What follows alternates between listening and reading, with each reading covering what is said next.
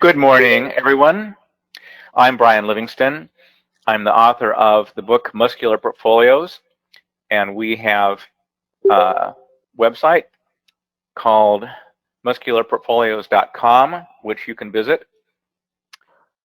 I would like to talk today with you about what we can do as individual investors to get the best performance that we can without fearing market crashes. The typical response that gurus have had to how to avoid market crashes has been market timing. But all of the efforts at market timing have been failures. It's very, very difficult to know when a bull market has topped and is going down, and it's very, very difficult to know when a bear market has ended and when it's going to go back up. And so we're going to talk today about a different approach, an approach that we can all use, whether we're running our money through an IRA or a taxable account or a 401k at work.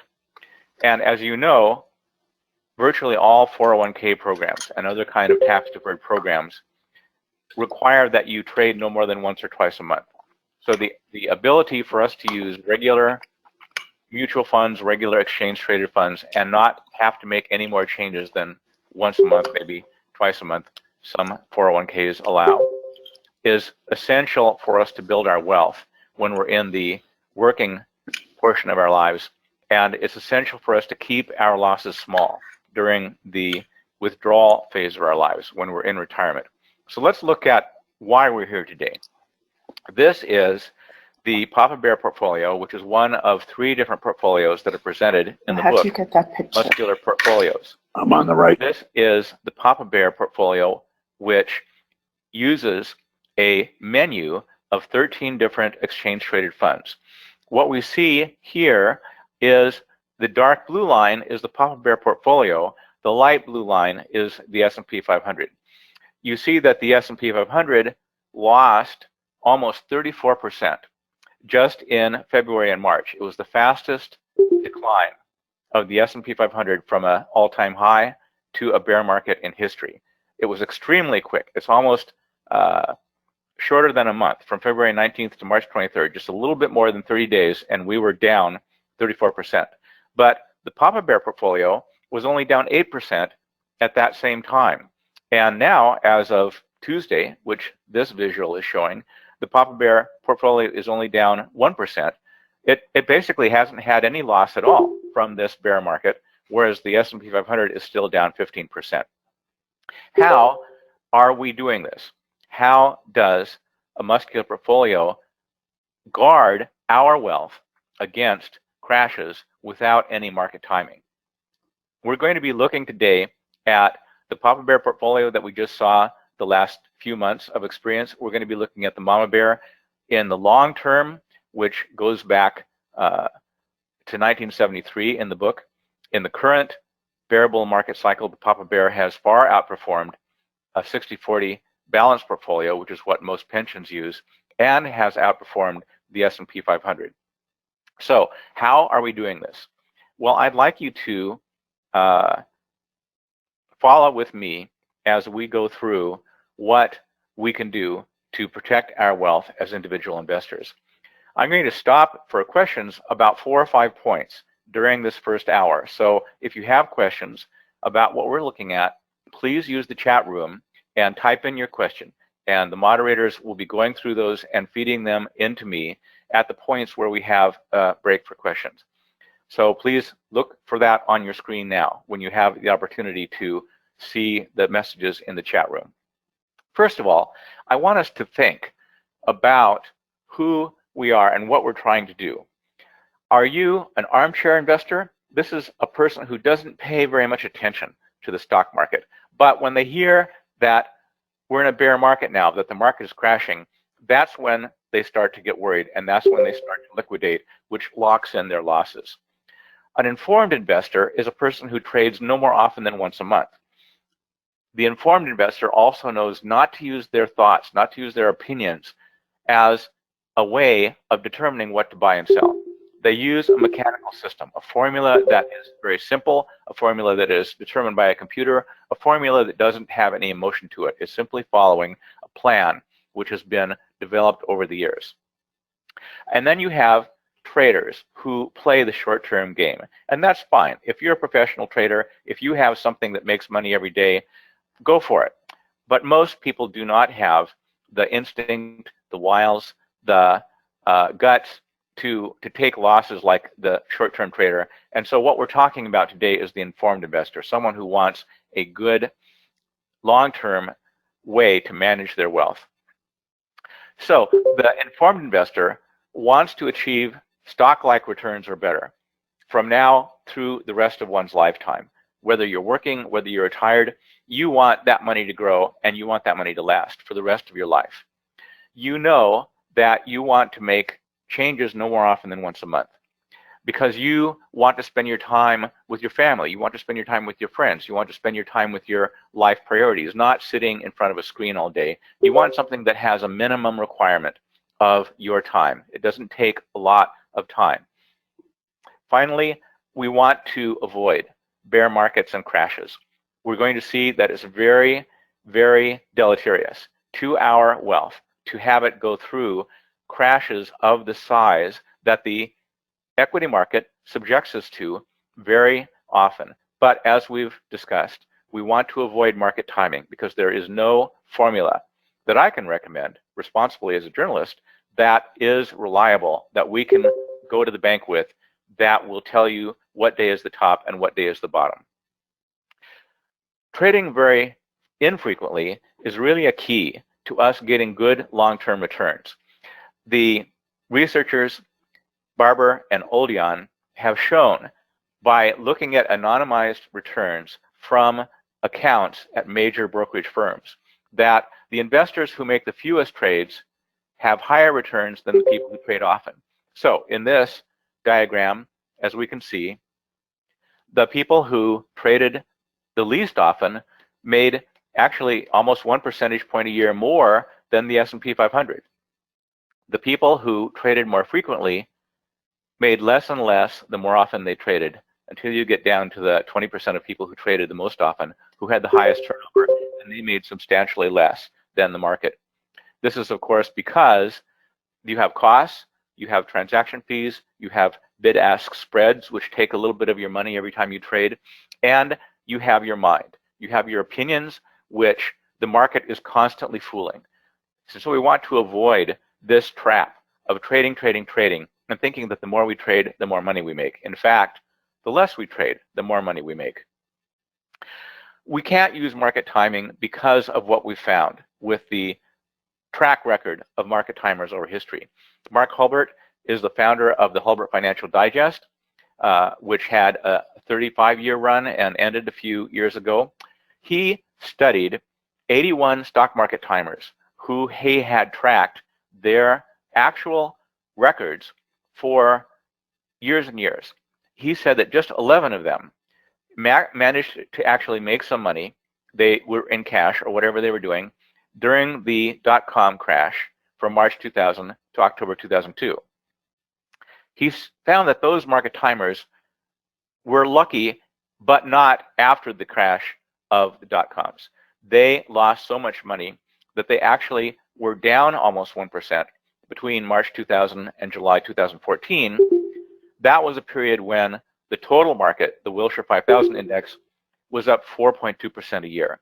So if Mark Hulbert can't find market timers who have accurate calls at the end of one bull market, at the end of the next bear market, the end of one bull market, the end of the next bear market, how are we individual investors supposed to do it? It's really a trap to think that we can outsmart the market and we can guess when we've hit the top and when we've hit the bottom. Who was telling you on March 1st of this year you should be mostly in bonds? No one. I don't remember anyone who was not very enthusiastic. The market was great. The economy was roaring. Everything was fine. And then suddenly that month it wasn't. Well, the Papa Bear portfolio, which is one of the Muscular portfolios, was 2/3 in bonds and only 1/3 in equities on February 1. How? It wasn't by market timing. It was just following a very simple mechanical formula of being in the assets that are in an uptrend now and staying out of assets that are in a downtrend. So unfortunately, the AAII has a very difficult job. It is to teach people how to be long-term investors. Now imagine that you are asked the following question. You have a savings account and the interest rate is 1% per year. Inflation is 2% a year. After 1 year, would you be able to buy with the money in your account? A, more than today, B, exactly the same as today, C, less than today, or D, you do not know. You might want to grab a piece of paper and a pencil because we're going to have some of these quizzes as we go along. This can be quite fun. I think most of the people who are listening to this presentation would know that if your interest rate is 1% and inflation is 2%, you are going to have less today than you have less than today after 1 year. So inflation has eaten up 2% of your wealth and your interest was only 1%. Strangely enough, 70% of the Americans who were asked this question and two equally simple questions could not correctly answer them. But people think that they're financial geniuses. We all think, I can guess what the stock market is going to do. I can guess which stocks are going to go up the most. But we can't. This is how our minds trick us. We become overconfident. We become optimists. And unfortunately, that's how the market takes our money. And as Warren Buffett has been quoted as saying, the stock market is a mechanism for transferring money from the impatient to the patient. Being a long-term investor is the way to win in the market.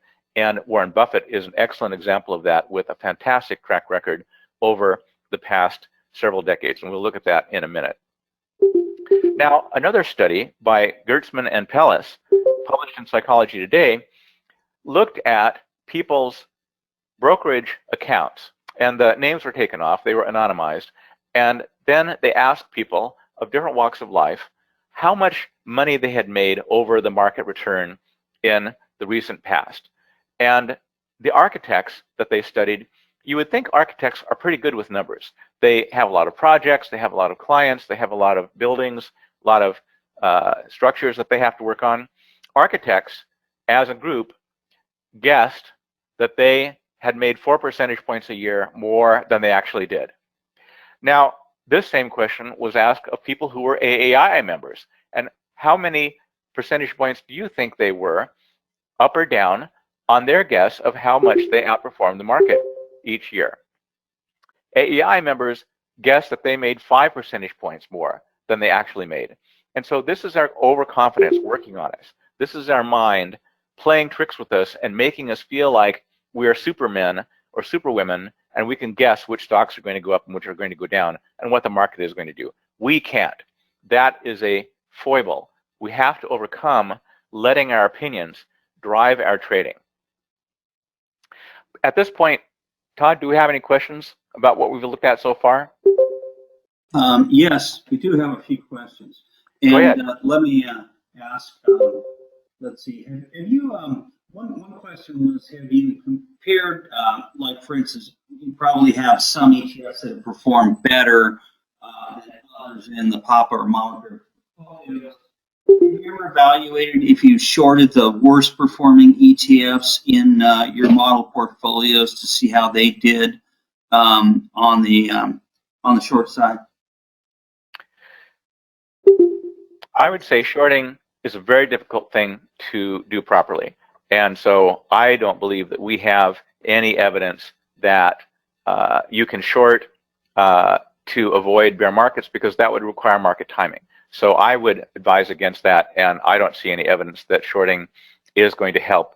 If you're a day trader, if you're extremely good, about 2% of day traders make profits. They are the truly talented ones. But I would say for the long-term investor, shorting is just not going to be profitable. It's better to just stay in the assets that are going up instead of trying to guess the assets that are going to go down. Yeah, that's a good point. I would add, I've seen some statistics where day traders did horribly, even in the go-go years of the late 90s. Most of them lost money.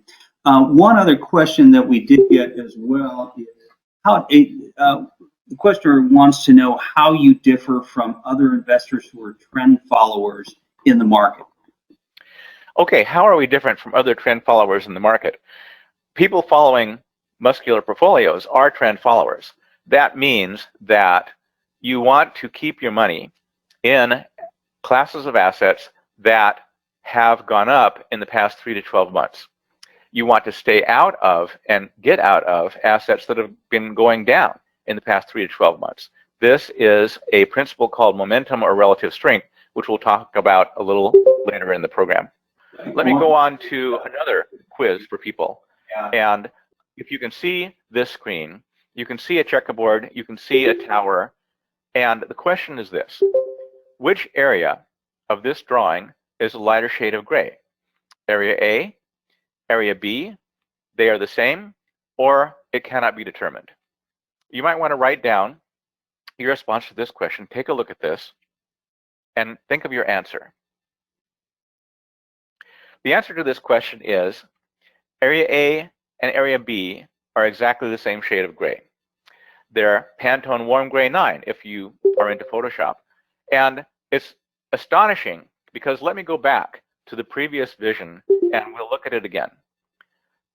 I have looked at this image hundreds of times in doing presentations like this. Area B still looks lighter to me than area A, but my brain won't let me see them as being the same color. It sees a tower there, it sees a shadow, it sees a checkerboard. Well, the truth is, there's no checkerboard here, it's just a drawing. There's no tower, it's just some green that someone drew in. And our minds won't let us see the truth. Our minds won't let us see anything but a checkerboard. And we evolved this way. If we couldn't see a pattern like this and see a checkerboard, we would never be able to play checkers under a tree in the shade. But when you take away all of the confusing information, you see here that A and B are exactly the same color. I could draw a shade of gray right between these two, and they would prove that they are the same color. Your mind is just tricking you. And so we are facing this kind of situation all the time. This is a distortion field, and Wall Street is the world's largest distortion field there is. Wall Street is constantly playing tricks on us and making us think that we see things that are not there. So how do we defeat this as investors? Let's ask this question. Which stock on the New York Stock Exchange will go up the most on Monday? A, the one with the lowest price earnings ratio, B, the one with the highest earnings per share growth, or C, it cannot be determined. Think of your answer. This, I think most of us who are AAII members will recognize it cannot be determined. There is no way, there's no formula, there's no guru that will tell you what the stock is that's going to go up the most in the coming stock market session. That is simply impossible. Do you have any questions? Yes, did have another question. One of our attendees asked about why you don't use tips in as a component of the bond portfolios in the Mama and Papa Bear portfolios. We don't use tips because there isn't very much experience with them, and there isn't a lot of track record on how you would use these. They usually have a low rate of interest because they're based on short-term treasuries, and they just are not an asset class that there's a lot of experience with. So, thank you for that response, Brian. I appreciate that. I think that's all the questions for right now. When we think about how the stock market plays with our minds and how our opinions are fooled by the patterns that we see in prices, we find from academic research that the higher mind, the rational mind, which we use to make simple decisions like making change in a store or turning right at a red light, our higher mind shuts down when we're confronted by statistics, numbers, flows of data. The higher mind turns its control over to the lower mind, which is known as the amygdala. The amygdala is the center of the brain, which is a very old, ancient part of our brain system. It's often called the reptilian brain. It controls the fight or flight response. It makes decisions impulsively, immediately, and that usually has been very good for the survival of the race. But the amygdala makes us overconfident. It makes us feel like we have the right decisions to make financial trades, but we may just be acting in an impulsive way. The amygdala activates the verbal center of the brain to explain why whatever it just made you do was completely rational and completely logical, and the only actual thing you could have done in that situation. So in this session, we're going to retrain your brain and obtain your gain. So if you don't want your brain retrained, then tune out for another 5 minutes, but I think you'll like this. Here we go. As we talked before about the Hulbert Financial Digest, Mark Hulbert has analyzed hundreds of investing newsletters over a 33-year period. What he found is that a newsletter that had outperformed in the past 1 year did nothing to predict whether it would outperform in the next year. A newsletter's track record for 5 years didn't have any statistical significance in predicting whether it would outperform in the next 5 years. Even 10 years of a superior track record did not lead to a prediction that you could rely on that it would outperform in the next 10 years. You had to go all the way out to 15 years of history from a newsletter advisor to show that it would have better than a random chance of outperforming in the next 15 years. And even then, the newsletters that had outperformed in the first 15-year period had only a 50-50 chance of outperforming in the second 15 years. That's not very good. That's like a coin flip that the newsletters with great track records in the last 15 years would also be in the top of their performance statistics in the next 15 years. What he found was a very, very important exception, is that if a newsletter had performance that was in the lowest quarter of all of the newsletters, those newsletters had a strong statistical tendency to underperform in the next period, whether they underperformed in 1 year or 5 years or 10 years or 15 years, they had a strong tendency to underperform again in the future. Let's remember that exception. That's very important for us as we go forward. So what we learn from studies is that the past gains of a strategy do not predict its future gains. We've heard this again and again. Past performance does not predict future performance, but it's literally true. You can't use the gain of any strategy in the past to know what its gain will be in the future. We just have to give that up. The trick is that past bad performance is very strongly predictive of future bad performance. So when you see that the S&P 500 has lost 50% in the past, it's certain that the S&P 500 is going to lose 50% in the future. We don't know when, no one can predict it, but a strategy that is so risky and that has intolerable losses is going to have those losses again in the future. We just don't know when. So we can't use back tests. We can't use track records to predict future gains.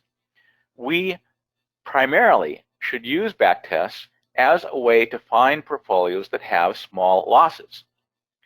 The largest drawdown of any strategy in the past is going to be smaller than the drawdown that we'll have in the future.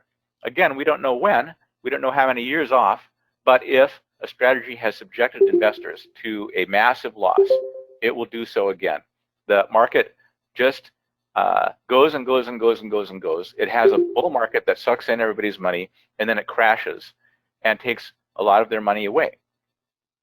We want to learn and cultivate an understanding that it's not how much money you make in a bull market that matters. It's how much you keep in a bear market. That's what determines our long-range returns. So we have a question here. How much did Warren Buffett outperform the S&P 500 in both of the last bull markets? We're looking at 2000 to 2015. You can see that there was a long bull market from 2002 to 2007. That was the recovery from the dot-com crash. And you also see that there's been a long bull market since 2009. That was the recovery from the global financial crisis. So here's the question. How much did Warren Buffett outperform the S&P 500 in those two bull markets? A, would you say he outperformed by more than 5 percentage points? B, he outperformed 0 to 5 percentage points, C, he underperformed the S&P 500, or D, it cannot be determined. Think about your answer. Maybe you want to write it down. How much did Warren Buffett outperform the S&P 500 in the last 2 bull markets? The answer is that Warren Buffett underperformed the S&P 500 in both of the last 2 bull markets. The correct answer was C. He underperformed the S&P 500. But interestingly enough, the reason that he had this massive performance over the long term, the S&P 500 was only up 65%, as we see in the orange bullet, whereas Buffett's portfolio was up 246%. Massive gains. Investors would kill to have the kind of gains that Warren Buffett has had over time. But how did he do that? He did that by keeping his losses small. In the dot-com crash, when he was just slightly up, when the market was down more than 48%, and in the global financial crisis, when he was down 40%, but the S&P was down 55%. Now, that may not sound like very much, being down 40% and the market is down 55%, but that's a huge difference. That compounds over time, and that's why you see in the complete bear bull market cycle 1 and bear bull market cycle 2, the S&P 500 was only up 65%, and the Berkshire Hathaway portfolio was up 246%, a remarkable gain. We can do that too. We can learn to pass the marshmallow test. This is a famous experiment that has run for decades. Children who were in preschool childcare were shown a marshmallow on a plate. And they were told if they waited until the teacher came back and didn't eat the marshmallow in that time, they could have 2 marshmallows. Whoa, this is great. I can have a 100% return in just 15 minutes. The children who waited and had the patience to sit there and just look at the marshmallow or play a game or run around the table or whatever, decades later, they had higher SAT scores for college. They completed more years of education. They had lower obesity rates and other categories of health indexes. We investors need to have at least as much patience as a 4-year-old. If we can learn the patience that we make our money over the complete bear bull market cycle, we are never going to beat the S&P 500 every year. We are never going to beat the S&P 500 during a complete bull market. It's only the cycle of the bear market and the bull market where we make our money, because we are not crashing like all of the other investors who are freaking out. It works in the other direction too. We will outperform over a bull market followed by a bear market. And you'll always have bull and bear markets in that order. The numbers work whether you take the bull market first and the bear market second, or you look at the bear market first and the bull market second. We like to use a bear market, bull market graph, because if you see that you have lost less than the S&P 500 in a bear market, then you don't have to make as much as the S&P 500 when it goes up in the bull market. But you see that your portfolio is always ahead. Let's go back to Warren Buffett's portfolio. You can see starting from 100 here that he was never behind the S&P 500 at any point if you start with a bear market and you follow it with a bull market. How is that possible? He went up only 80% in the recovery from the dot-com crash, and he was up only 159% during the recovery from the global financial crisis through 2014. You could say Warren Buffett has lost his touch. Well, no, he hasn't lost his touch. He knows how to maximize his gain by keeping his losses small in bear markets, and he doesn't care that he is lagging the S&P 500 in bull markets. He is a long-term investor. He is patient, and he is making money by letting the impatient transfer their money to the patient. Now let's look at how this pattern of bear markets and bull markets affects us as individual investors. Let's say a new exchange-traded fund comes out. The fund guarantees in writing that your portfolio will receive 2/3 of the gain of the S&P 500 in months that the index goes up. Well, would you buy that ETF? I wouldn't. Why would I only want to get 2/3 of the gain of the S&P 500. Oh wait, I forgot. The fund makes another important guarantee. It assures you that your portfolio will lose only 1/2 as much as the S&P 500 loses in months that the index goes down. Would you buy this exchange-traded fund now? The answer is that if you lost only 1/2 as much as the S&P 500 in months that it was down, and you gained only 2/3 as much as the S&P 500 in months that it went up, you would beat the pants off the S&P 500. This is just a statistical fact that most investors are not aware of. They think, I have to beat the market every year. I have to beat the market every month. And the mainstream media is constantly beating into our heads. Here are the people who beat the market the most in the last 30 days. What does that have to do with anything? That's completely irrelevant. It's totally a waste of our time. It's totally a distraction. It's a distortion field. All of that stuff is working on our brains all of the time and making us think, I need to beat the market this month. I need to beat the market now. What we see here is how much more money we would have made if we had an ETF that gave us half the losses of the S&P 500 on the down months and gave us 2/3 of the market on the way up in months when the index went up. The S&P 500 with that kind of ETF would have made only a 70% gain in the 14-year period. Our theoretical portfolio with this ETF that we originally didn't think we wanted to buy would have given us a 130% gain in the same period of time. That's incredible. That's like Warren Buffett. That's what Warren Buffett is doing, and we can do that too. Todd, do we have any questions about any of the things that we've seen so far? One question was, or I guess it was just trying to clarify an assumption, is that from the data so far, it looks pretty clear that every drawdown of 10% was a certain winner. In other words, to buy the dips whenever the market was down 10%. Does that apply to the mom and papa bear portfolios as well? Well, should we purchase the dip every time the market is down 10%? The answer is no. With an asset rotation portfolio with relative strength, with momentum, the rule is that certain assets are always going up even when the stock market is crashing. If equities are down, bonds might be going up, or gold might be going up, or commodities, or real estate. And so we are simply rotating our portfolio once a month into those asset classes that are in an uptrend, which we can tell by their performance over the last 3 to 12 months. We are staying out of the assets that are in a downtrend, so we call that stay in the attic, keep out of the basement. Let's go on to see how that works. The principles that I was finding when I was researching my book, Muscular Portfolios, were very few, but rock solid. The first principle is compounding.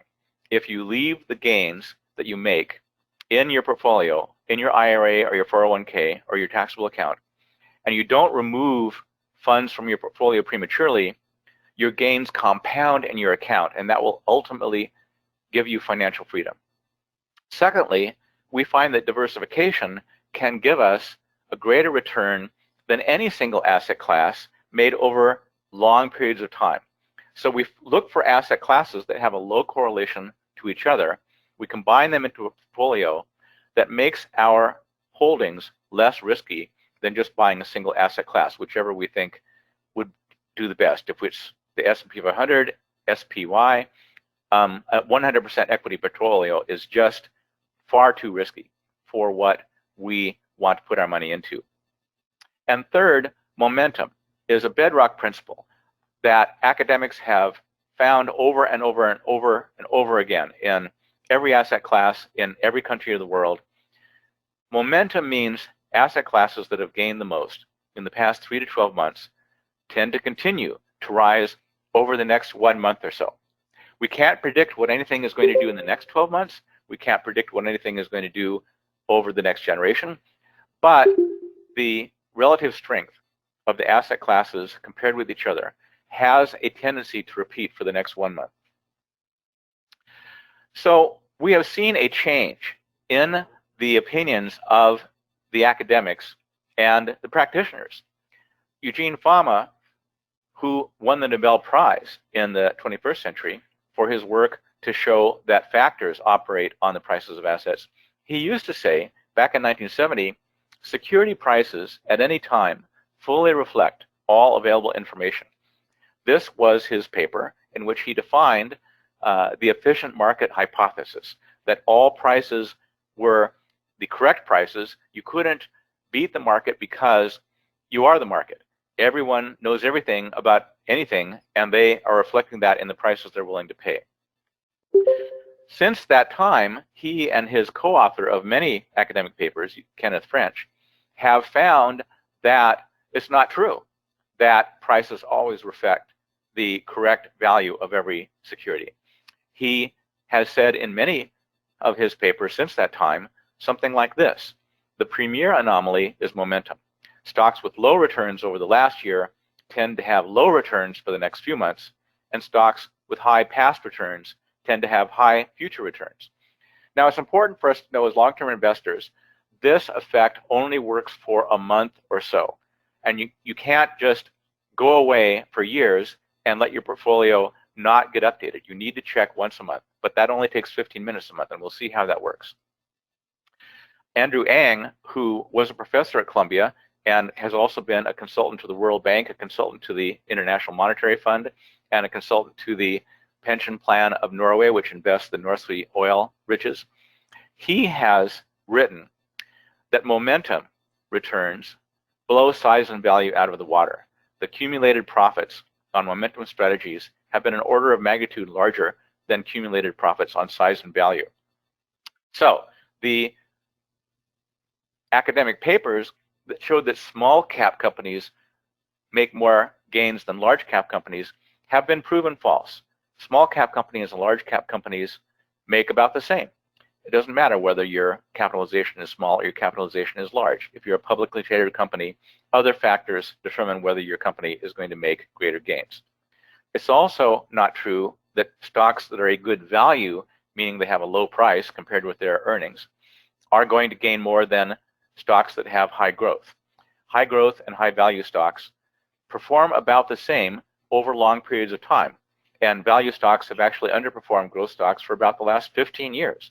So it's just a factor that we cannot rely upon, but momentum is a very reliable factor, and we'll see how we put that to use. The momentum rule is one exception to the principle that past performance does not predict future performance. The exception is that asset classes that have risen in the last 3 to 12 months have a statistical tendency to rise in the next 1 month. That's about all we know. That's about all we can predict. That's about all we can profit on. But it's reliable enough that we can rely on it, and over the long term, which is a complete bearable market cycle, we can use that to get a better return than the S&P 500 without fearing crashes. Let's see how reliable the momentum factor is. We see here in which 3-year periods did the factors that have been identified by academics underperform the S&P 500. The momentum factor underperformed about 15% of the time in those 3-year periods. The value factor underperformed about 40%. Small cap value underperformed about 42%, and about 46% of the time, the small cap factor underperformed the broad market. That's almost half. That's like a coin flip. And so we see that we want to use the factors that academics have identified as being reliable, and the other factors are not going to be so important to us. They may even be random. So if we take exchange-traded funds that represent 9 of the major asset classes, and each month we hold the 3 ETFs that have the best momentum, we get a very good result. The portfolio that uses 9 asset classes is called the Mama Bear portfolio in the book. The portfolio that selects from 13 asset classes is called the Papa Bear portfolio in the book. It's a little bigger. And so here we see in this diagram of actual performance of the top 3. Each month you pick the top 3 that have the best performance. The Mama Bear portfolio actually made a slight gain during the .com, the global financial crisis bear market here that we had between 2007 and 2009. And then you see in the bull market, the diversified portfolio is always going to underperform the S&P 500. This is what is going to keep muscular portfolios from becoming really popular, really faddish, and become overused and stop working. What investor is going to wait for 10 years to see whether their portfolio beats the market over a complete bear and bull market cycle? There aren't very many. We are long-term investors, and we know that we make money over the complete market cycle, not every year. So can you handle this? Can you handle your portfolio only making about 2/3 as much as the S&P 500? Well, you're taking a lot less risk, and you're taking a lot less losses. That is incredibly powerful mathematical situation. And so if we take the previous graph, which split you into the bear market and the bull market, and we put them together, you see that your portfolio holding the top 3 ETFs never was behind the S&P 500 for even a single month. When you don't have the crashes down here in the global financial crisis, you don't have to beat the S&P 500 every year in order to beat it in the long run.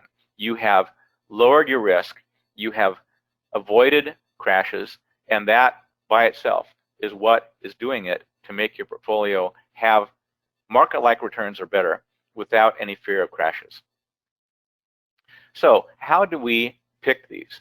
In researching the book, as an investigative journalist, I tried not to invent any portfolios myself. I could say this would be great, that would be great, but what I was looking for was experts who had published their research and had fully disclosed their formulas. And they had thousands of people actually using them for many, many years, so we had real track records. And you could actually go back and test and make sure that the track records that they were reporting were accurate. So these are the 9 exchange-traded funds that are used by the Mama Bear portfolio.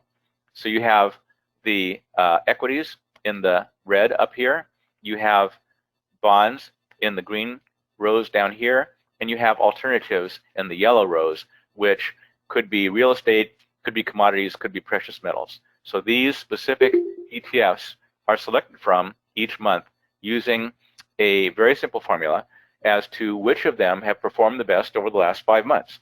You hold the top 3. It takes you 10 minutes to do this. You turn off your computer, go outside, and have fun. And this is something that you can look up in real time at this website here, the muscularportfolios.com/mama-bear.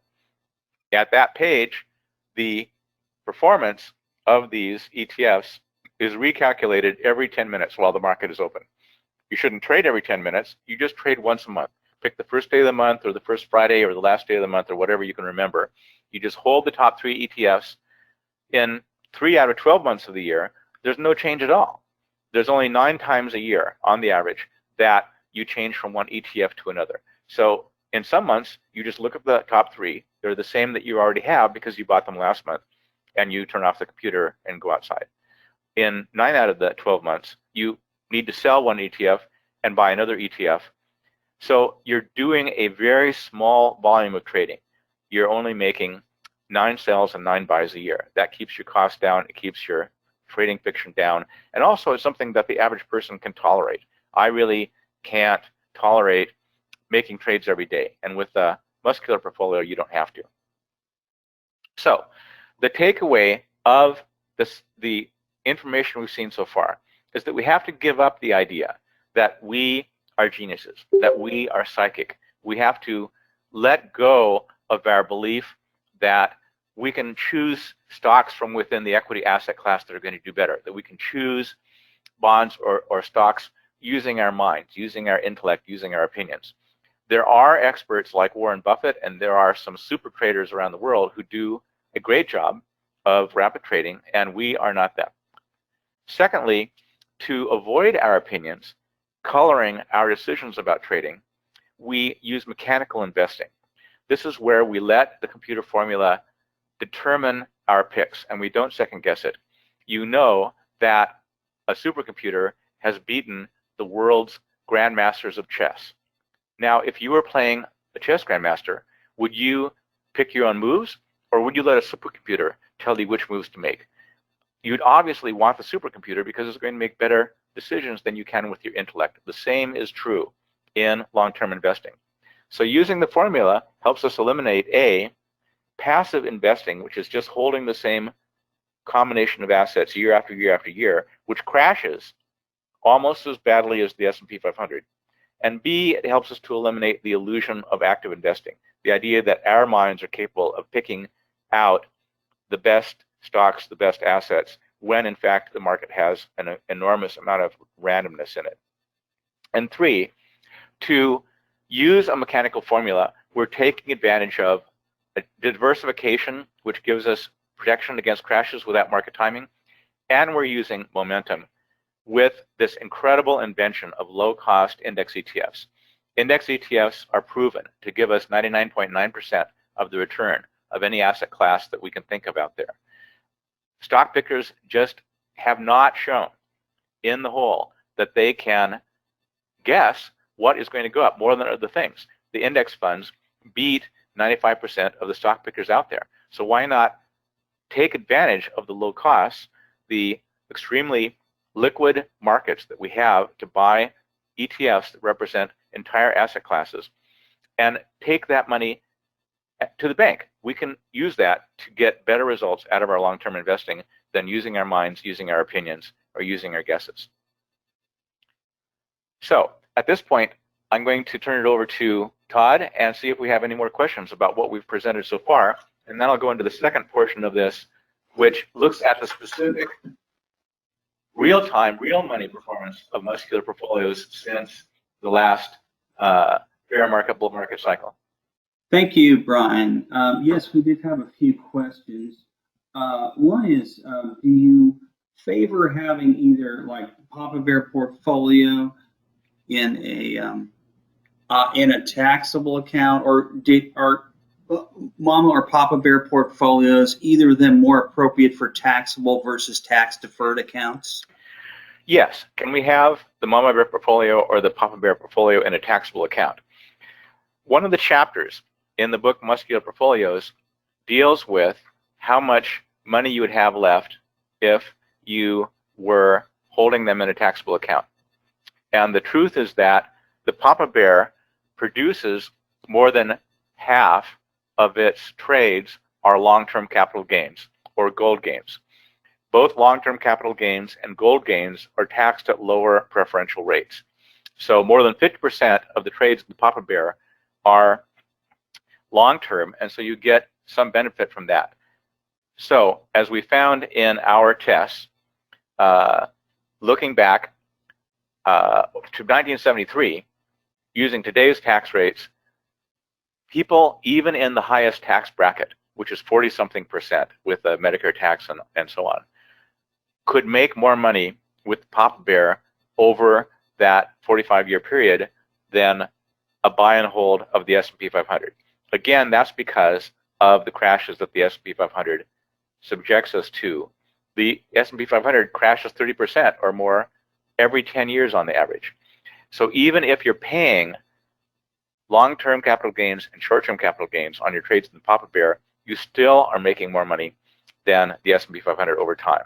If you're in the lowest tax bracket, which is about 10% tax bracket or 12%, there's no question about it. You are paying so little in the lowest tax brackets that there's no question about it. A Muscular portfolio is going to be better for you. Why?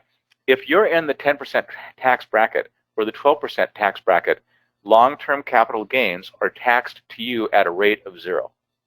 So you pay 0% on long-term capital gains if you're in the 10% or 12% tax bracket, which means you could be a couple up to about $75,000 of taxable income a year after all the deductions and so forth, and not pay any taxes on long-term capital gains. That's very, very good if the Papa Bear is giving you more than 50% of its gains are long-term. The Mama Bear portfolio, about 40% of its gains are long-term.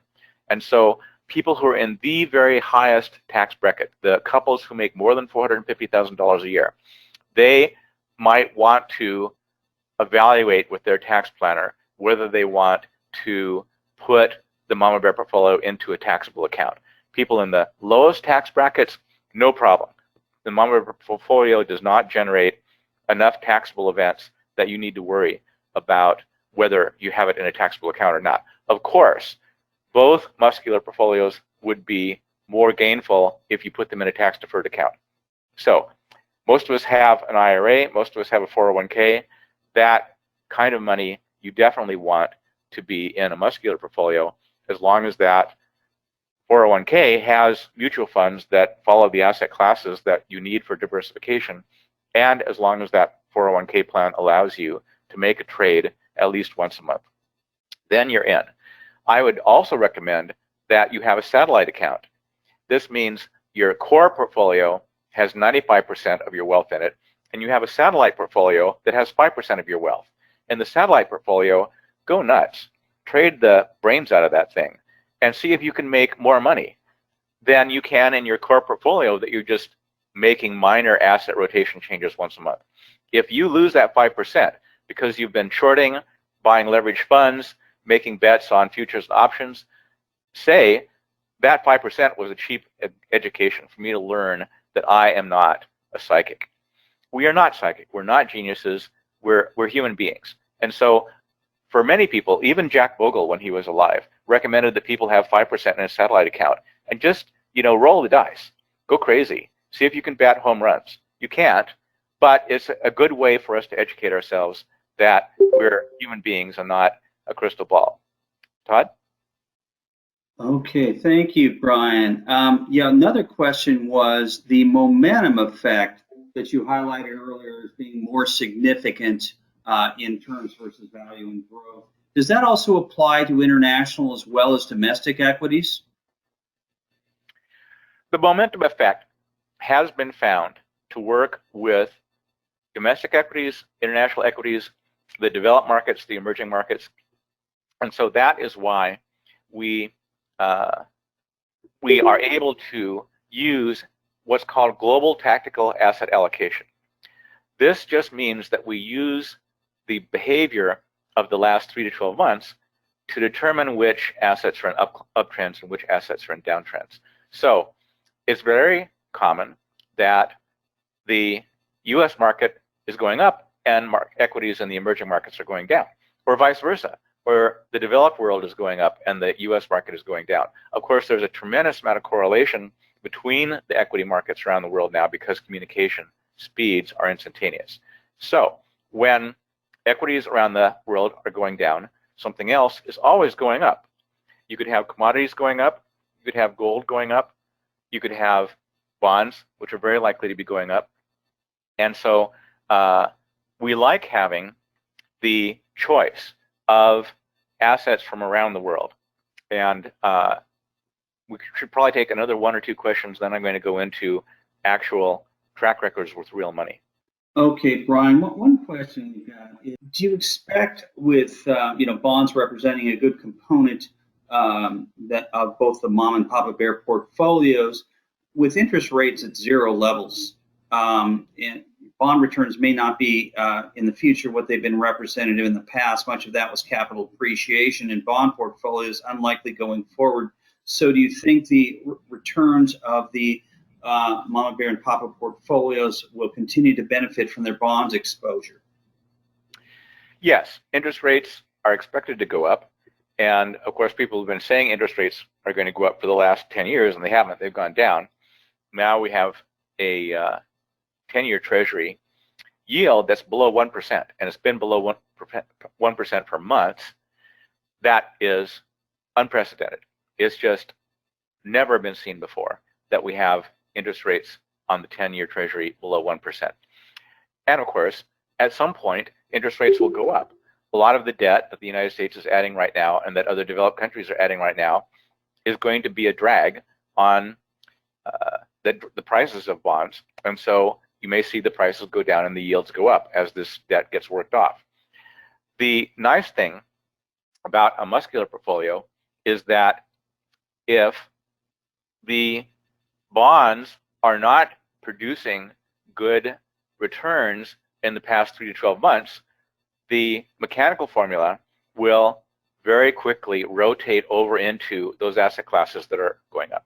So it may be that if bonds start to increase their interest rates, the prices will go down, that you'll see that commodities are doing well, because if we're in an inflationary environment, commodities are usually priced in dollars, and so the commodities will start to become more expensive to us as the interest rates go up and the dollar weakens. The same is true with gold. Gold is not an asset class that I would recommend anybody hold all the time, because gold goes down and then it goes up and then it goes down. And so you want to be in precious metals when the equity markets are crashing and people are kind of fleeing into the safe harbor of gold. And probably 75% of the time, equity markets are going to be doing the best, so you would be in them. Bonds do better than equities some of the time, and equities do better than bonds most of the time.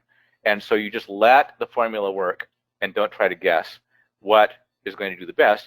When we were in the Papa Bear on February 1, it was already 2/3 in bonds and only 1/3 in equities. And look what happened in February. We hit an all-time high, and then we dropped into a correction in the fastest space of time in history. We dropped into a bear market in the shortest span of time from a new high to a bear market in history. But the Papa Bear was already in 2/3 bonds, and we'll look at that a little bit more later. Why? It wasn't because it was using market timing, it was because bonds had been performing more strongly over the last few months than equities. Many commentators had said, what is the bond market trying to tell us? Well, the bond market was trying to tell us that some people were getting out of equities and moving over to the safety of bonds and taking their profits. Well, at some point, that tiptoeing out of the market became panic heading for the door. And the Papa Bear portfolio was very well positioned to take care of that, just because the mechanical formula was saying bonds are doing better right now than equities. One more question, and then we'll move on. How has the Mom and Papa Bear portfolios done relative to just a static 60% equity, 40% bond mix? Or I guess vice versa, you reverse those percentages for the more conservative Mama Bear portfolio. That's a very good lead in to what we're going to be talking about for the next few minutes. This slide that you see on the screen is a computation by etfscreen.com, and that is a website that has data on all the ETFs, and it can simply test what would have been your gain if you had followed this formula over the last bear market, bull market cycle. And so we see here, starting with the last bear market began in 2007. And as we saw before, the Mama Bear portfolio was slightly up in the financial crisis, whereas the S&P 500 was down more than 50%. And then you have the long bull market, which took us all the way to February 19th, 2020.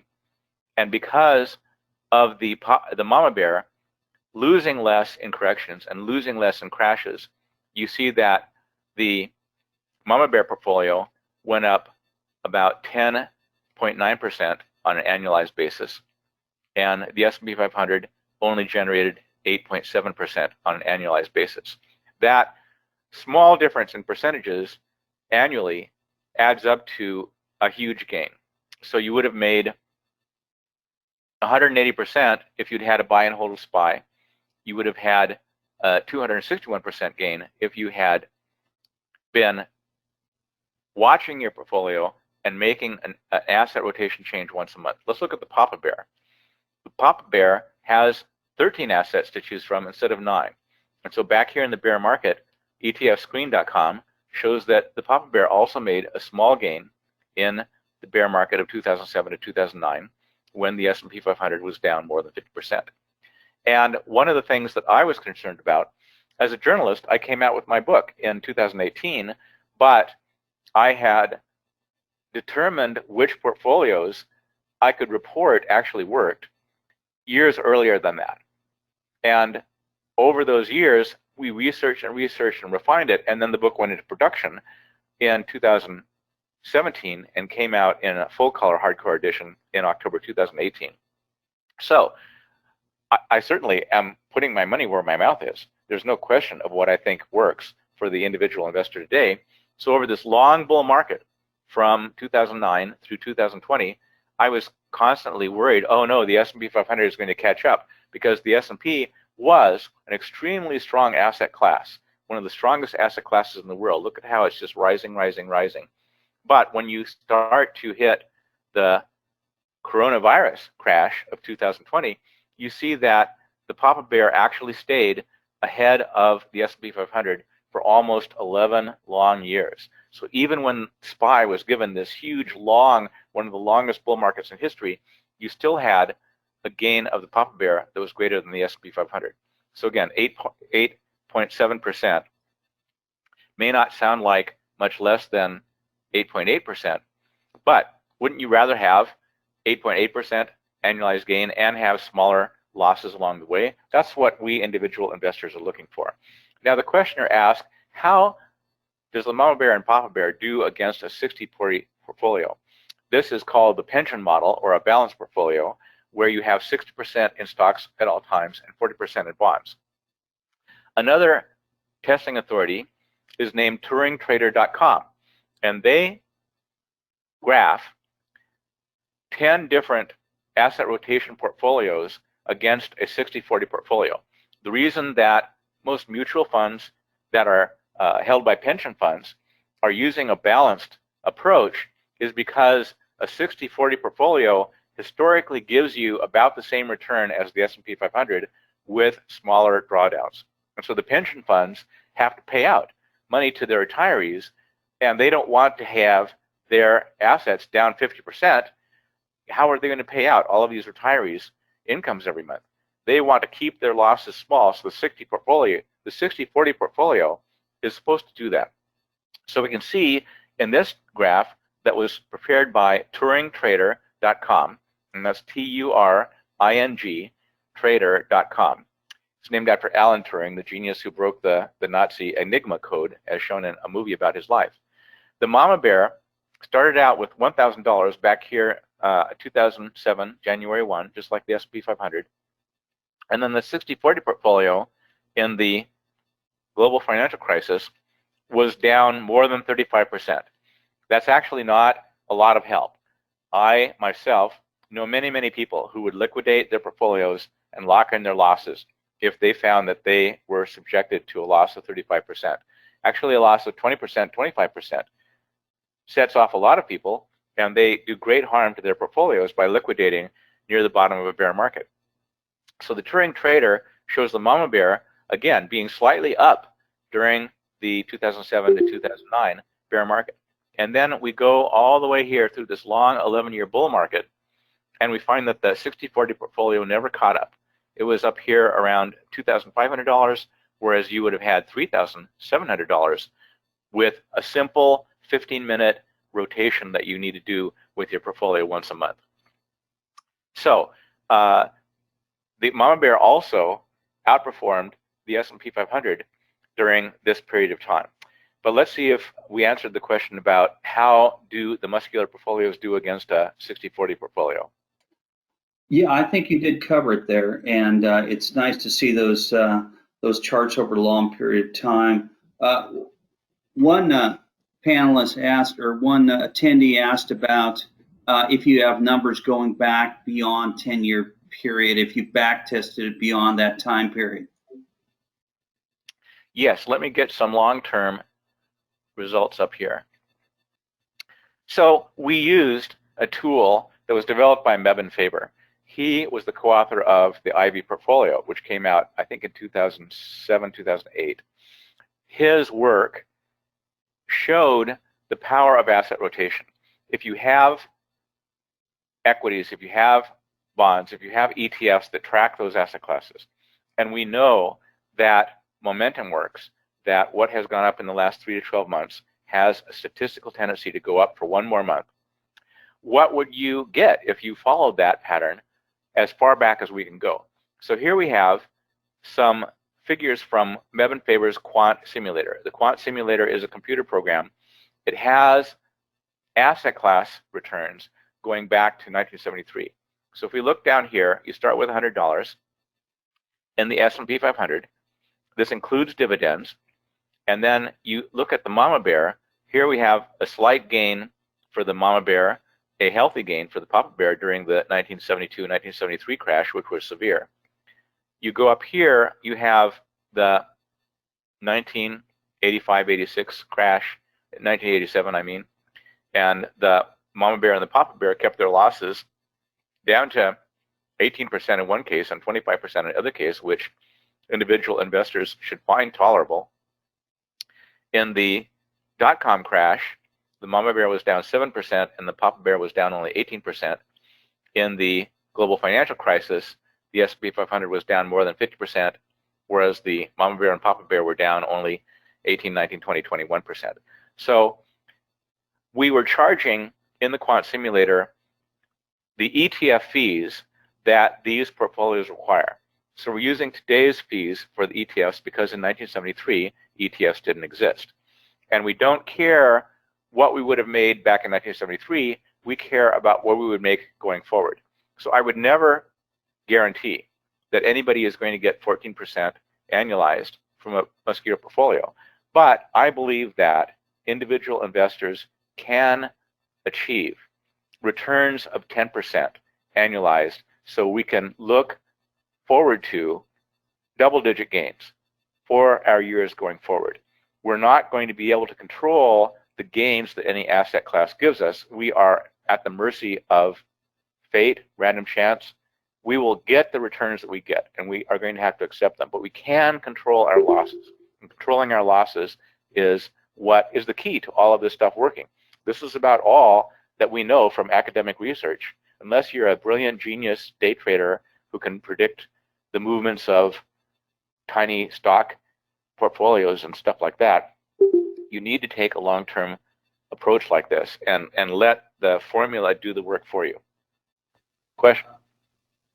And do you think back tests can be used to to forecast losses as accurately as gains in the back testing process when attendee asked about that? Well, the question is, can we use back tests to predict losses as accurately or more accurately than we can predict gains? I think the answer is yes. That everything that I've seen indicates that a portfolio that has produced large losses in the past is going to produce those same large losses or worse in the future. This was evidenced very clearly by the S&P 500, which lost more than 40% in the dot-com crash, and people thought, that's horrible, that's terrible, that'll never happen again. And then less than 10 years later, the S&P 500 is losing more than 50%. Well, the S&P 500 at some point in time lost almost 80% in the Great Depression. That can happen again. There's no law saying the stock market always has to go up.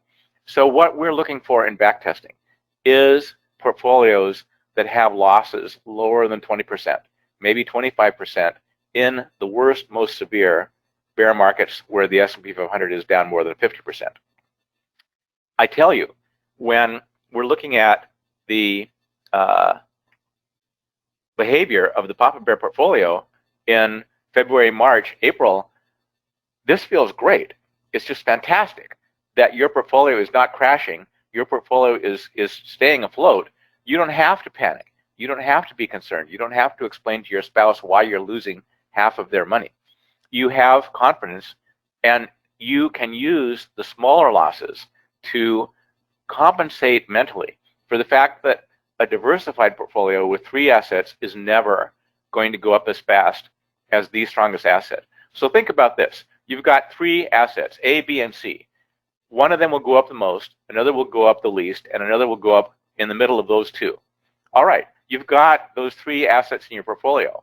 How could the average of those 3 ever possibly exceed the one asset that performed the best? It's mathematically impossible. You're going to get somewhere in between, and that's what makes it work. That's how you benefit over your lifetime. Most people here are going to live more than another 10 years, and in another 10 years, we're very likely to see a bear market and a bull market recovery. The market crashes more than 40% every 18 years. So here we see that in the last let's see, this goes back to 1937, 1929. There have been 5 severe crashes, which I define as anything down 40% or more. And so every 18 years on the average, the S&P 500, including dividends and adjusted for inflation, subjects investors to a greater loss than 40%. Most of us here are going to live another 18 years. So it's likely that we're going to see a severe crash like this. The bear market that we're in right now could wind up being down 40%. There's nothing stopping it. It doesn't look to me like corporate earnings are going to be that great going forward. So these kinds of losses, 30%, 40%, 50%, are what discourage investors, what make them throw in the towel. And that liquidation of their assets really hurts people's long-term performances. So again, I am using backtesting software not to invent any more portfolios. I want to see what the portfolios that the experts are giving us that actually work. And unfortunately, most portfolios that experts give us don't work.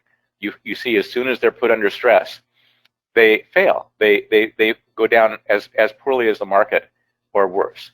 I could use an example that AAII members might be very familiar with. You have the shadow stock portfolio, which the AAII promotes every month in the AAII journal and in newsletters and in emails and so forth. Well, in the financial crisis of 2007 to 2009, the shadow stock portfolio went down more than 60%. That's intolerable. Most people will liquidate and lock in their losses and hurt their long-term performance and won't get back in the day that the market is going back up. Even James Clooney, who was the founder of AAII and the chairman of the board, said he liquidated because he couldn't stand the pain of the shadow stock portfolio being down 50%, 60%, wherever it ended up. These risky portfolios that look great when there's a bull market and then stab you in the back when it's a bear market just should be avoided by individual investors. As a journalist, I can't recommend that anybody put their money into something that is going to lose more than 25% of their life savings. You worked hard for that money. You need to protect it. You need to keep it from the crashes that would debilitate it. But market timing doesn't work. So what does work? What seems to work is asset rotation, just staying in the attic and holding the 3 stronger asset classes and staying out of the basement and getting out of your portfolio those asset classes that are in downtrends. Any other questions? Take a look. Yeah, I think we may have another question here. Does it make a difference? You recommend trading a maximum once a month or so, not more frequently than that. Does it make any difference, or do you recommend trading at the beginning of the month, mid-month, or closer to the latter part of the month? Yes. Does it make a difference whether you trade at the end of the month or the middle of the month? What people should look at is the end of the Mama Bear chapter of the book and the end of the Papa Bear chapter of the book, which point out that the returns tend to be better if you trade around the first couple of days of the month or the last couple of days of the month. This because there is a calendar effect in the stock market that a lot of people get paid around the end of the month. Some of that money is going into equities. That helps to boost the prices of equities. It boosts the prices of everything. So you're trading kind of at the high tide, which seems to have an effect of the things that you're selling are at a higher level, so you're getting a little bit more money from the things you're selling, and the things that you're buying may be at a higher level also. But muscular portfolios are not a system in which you buy low and sell high. There is no such system that works. Muscular portfolios are an example of a formula that buys high and sells higher. That works because you're taking advantage of other people saying, this is going up, I'm going to buy it too. And you're just buying in a little bit earlier than them. You have a formula that gets you in, and they're continuing the trend. So you can take advantage of that. Now, of course, you can pick any day of the month you like. Steve Lecomte, who is the CEO of the CXO Advisory Group, cxoadvisory.com, he has done studies on the days of the month, and his research is reported in the last chapter of the Mama Bear chapter of the book. And that research showed that you had slightly smaller drawdowns and slightly higher gains if you traded the first couple of days of the month or you traded the last couple of days of the month. So read that. There's a link to his white paper. I don't think that the difference is very strong, but if there's some difference at all, we might as well take advantage of it. I want to go on to one thing here, Todd. And so I'm going to bring in our sponsor, and I want people to know that if they are planning to purchase the book Muscular Portfolios, that there happens to be right now a 50% off sale that the publisher has gone and off and done, and I'm sure they want to stimulate business in the pandemic and that kind of thing. So you get 50% off by entering the code MP50. And so use this link, BRI/MP50. That takes you to the publisher's site. The publisher's name is benbellabooks.com. And that is cheaper than even the discount that you get at Amazon.com. So I'm very pleased that this has come up and the publisher has decided to go for broke and try to get as many sales as they can when we're doing this seminar today. I want to go into one more thing here, which is somebody asked, how does this compare? How do you compare against other formulas? So this chart here has a lot going on. So I don't expect you to read all the small numbers, but you can look at the boxes in color at the bottom of the screen. What this table is showing is calculations by TuringTrader.com, T-U-R-I-N-G, trader.com. They have been tracking these 10 portfolios that use asset rotation. So we see here you have Gary Antonacci's Dual Momentum, and he is very well known for publishing a book which recommends that you only use 3 asset classes and you only hold one of them at a time. Well, that did not perform as well in the last bear bull market cycle as the Mama Bear portfolio that's up here. The Papa Bear portfolio performed down in the middle with Gary Antonacci's Dual Momentum, but some other very famous strategies did not perform well at all.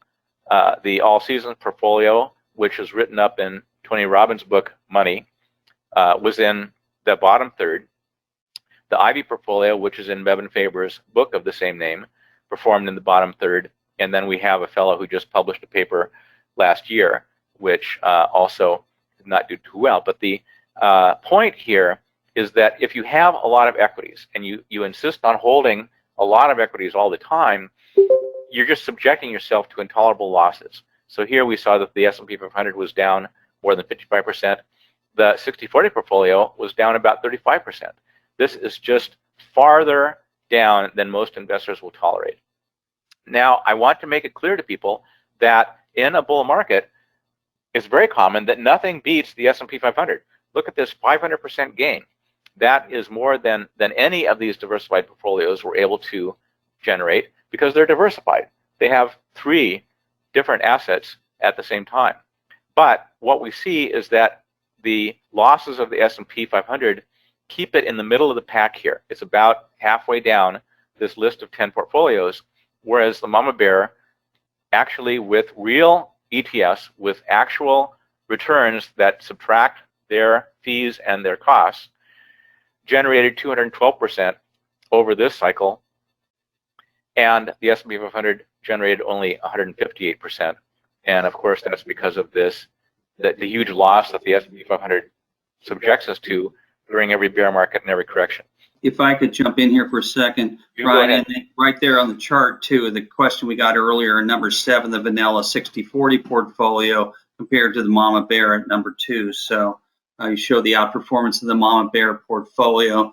And you know, another attendee asked about, they thought that the Mama portfolio had actually done better than the Papa Bear portfolio going back to 1997.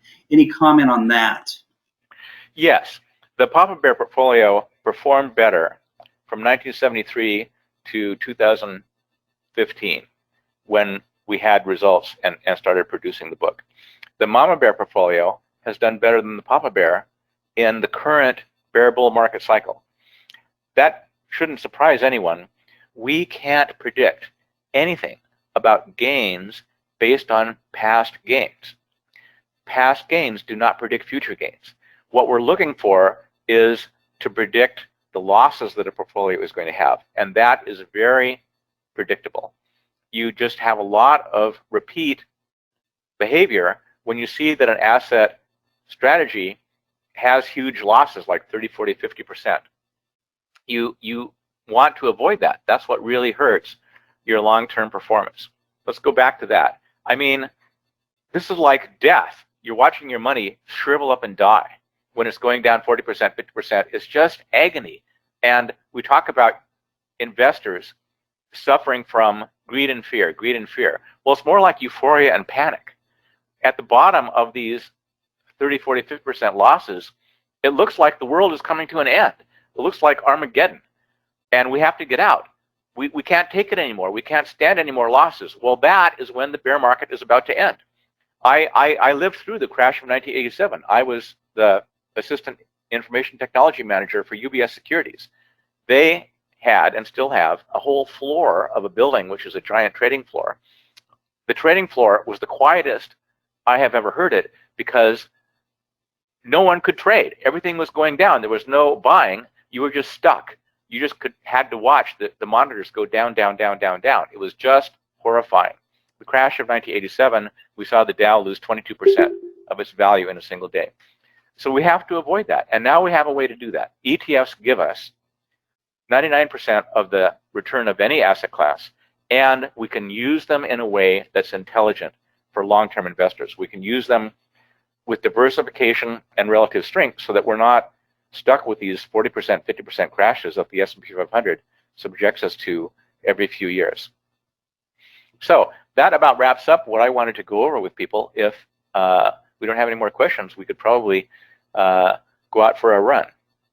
Let me just check here to see here if we have any other questions. You already commented on the Mama Bear outperformance there, and one questioner asked about, says that they think the foundation of outperformance is to buy and hold, and that you'll still do relatively well in 30 to 50% stocks, even in a bear market over a long period of time. He says he tries to avoid losses of more than 15% in a single year, and that's. But I think you said your target is at 25% maximum drawdown. Yes, the Mama Bear and Papa Bear have never, back to 1973, had a loss of more than 25% when measured between any two month ends. The historical data only has monthly closes, so that's what we can look back for. If you don't look at your brokerage statement more often than once a month, you are better off. And actually, studies show that people who check their brokerage balance once a day do worse than people who only check their brokerage statements once a month. Why? On a given month, there's a 50% chance that the S&P 500 will be up. But on a day-to-day basis, there's more volatility, so you're getting more discouraged. So just check your brokerage statements once a month if you can possibly be patient about it. Well, remember, if you get the paper statements, they only come once a month anyway, maximum. So if you can avoid getting online and over trading, probably a good thing. One question was about seasonality. Do you factor the seasonality into your model portfolios? And what about the theory of sell in May and go away? Has that had any impact over time for your type of allocation strategy? Well, the question about seasonality, we haven't seen seasonality make a difference in asset classes. We do see relative strength and momentum making a difference. So that's what the experts who have the portfolios that work seem to be doing. As far as sell in May and go away, I do have a discussion of that which links to some studies in the book. So if you look up Steve LeCompte, he's done a study of sell in May and go away. He found that in the 1930s, that was a very, very good rule. In the Depression, the crashes seemed to occur between May and September, and they didn't occur between November and April. So if you sell on May 1 and you go away until November 1, sell on May and go away, come back on All Hallows Day, you would have done well in the 1930s. Since that time, future decades don't have that pattern. So we're still singing the little ditty, but it doesn't work anymore. Thank you for that clarification. One attendee asked about what your maximum drawdown has been in the current pullback from like February through what we're currently experiencing. What I would say is that the Papa Bear has been exceptionally graceful in handling this current bear market. And so we see that when the S&P 500 was down more than 33% in the March 23rd day, that the Papa Bear was down only 8%, less than 8%. And now, as of Tuesday, when I shot this, it's only down 1%, which is a rounding error. That's nothing. We're really even, and the S&P 500 is still down. This graph is from folioinvesting.com, and this is a graph of a real money account, one of the ones that I maintain with real money, so that we can see what the portfolios are doing, not in theory, but after you have the expense ratios of the ETFs taken out and after you have the commissions taken out. And bid-ask spreads. We have to pay bid-ask spreads when you're using real money. The Mama Bear has been closer to the losses of the S&P 500, but not as bad. And so I'm going to be doing in my newsletter in the coming months a study of what if you had 50% of your money in the Mama Bear and 50% of your money in the Papa Bear. My guess is that the two portfolios diversify each other. So you could have a greater gain but have even smaller losses because the two don't track each other perfectly. And the two don't track the S&P 500 perfectly. So if I can make a recommendation, I would like to recommend that people get the monthly newsletter, which is free. And so right here in the muscularportfolios.com site, just put in your email address, and we like to know your postal code so we have an idea where people are at out there, and we'll send you the most recent issue of the newsletter immediately. Well, appreciate that. Another question that came up a little bit earlier was, have you ever tracked the performance of, the website will recommend changes, I believe, in the Muscular portfolios, in real time in between months, but have you ever compared the impact of following those signals versus waiting till once a month to make those changes? I have been invited by the CEO of TouringTrader.com to write some code that would test what would happen if you traded once a week, and what would happen if you traded on Monday instead of Tuesday, or Friday instead of Wednesday or Thursday. And also, you can test what would happen if you traded at the close of the market every day. My guess is that it would not improve the performance over trading once a month. That's because you have whipsaws. A whipsaw is a false signal. And so if you switch from gold to real estate one day, and then the next day you're switching from real estate back to gold, you're not taking advantage of the 1 month lag that the asset classes have when they are the top performers over the last 3 to 12 months. The whipsaws will tend to make too much trading. They'll tend to cost you expenses. It might test well in a backtesting engine, but you're going to have bid-ask spreads. So you have an ETF, and buying a share of it might cost you $100.10, and then if you sold the exact same thing, you might only get $99.90. That's a haircut. It's not a big amount. ETFs are very liquid. They have very small bid-ask spreads, but it's something. It adds up. Even in folioinvesting.com, which I think is a great brokerage site, and it has an annual fee that you can pay, and you can get unlimited numbers of trades for free. Even they have to pay an SEC fee, and I think this is about 15 cents per trade. Well, that adds up. So daily trading, I can show you the day traders who've gone bankrupt because they've traded too much, and they used their brains to try to figure out what was going to happen. And on the fingers of one hand, I can count the day traders I know who actually make a profit. It's very, very difficult. So the more rapid trading, I do not think will produce a better result than having a monthly rebalance schedule. Speaking of timing, One attendee asked if you tend to make your trades during a certain time of day and what you recommend early in the morning or closer to the close of the market action for the day. One thing that I think is very important for people to know is that they should not place market orders when the market is closed. And this is something that is common because people have jobs. So they think, I'll place my trade at night before I go to work, and then it'll get placed automatically when the market opens. One thing you can do, here's a picture of the website with the table on the page that shows you which ETFs are rated the most strongly right now. You can use folioinvesting.com to place trades in what they call trading windows.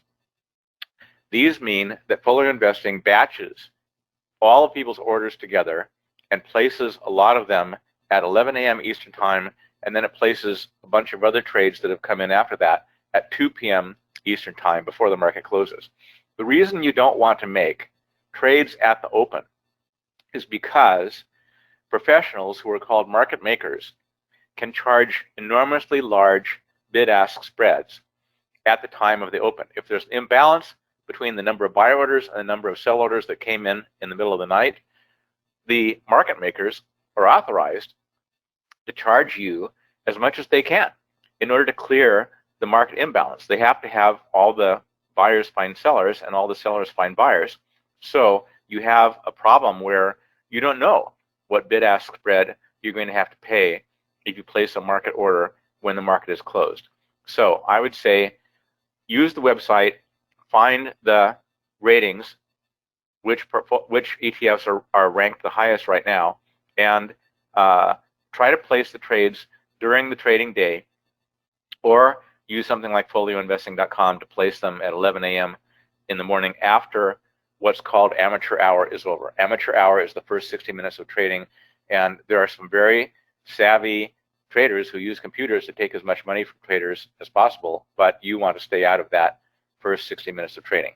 One attendee asked about if you have, they're apparently a Canadian resident, do you recommend Canadian funds for these strategies or using U.S. assets as you recommend in your standard models? Yes, if you are in a Canadian account, in Canadian dollars, I have an article at stockcharts.com that shows how you can use Canadian funds that are going to be adjusted for the Canadian dollars. So what I did is, for those who are in Canadian dollars, you can choose funds that are CAD hedged. And so for those who are not Canadian, I don't wish to bore you, but you can take funds in any currency, the British pounds or European euros, and places like Vanguard, places like iShares have offices around the world. You would be better off using an exchange-traded fund that is priced in your own currency and hedged against changes with the US dollar than you would be buying the exact funds that are in the book Muscular Portfolios. And it says on page 1 of Muscular Portfolios, this is for United States investors. Other investors should look for funds that are sponsored in their country.